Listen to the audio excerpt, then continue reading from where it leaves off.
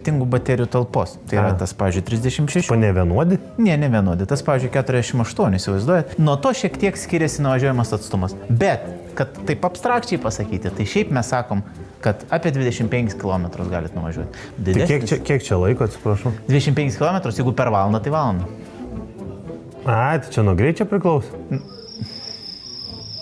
Jeigu jūs 25 km įveiksit per valandą, bus valanda. Jeigu 25 km jūs važinėsitės ilgiau, bus ilgiau. Nu tai tiek ten norėjau, aš. Nu davai. O kur galim čia rasti tų keturračių? Šitų? Aha. Pasiklydau, nelabai žinau, kur randuos, galite pasakyti.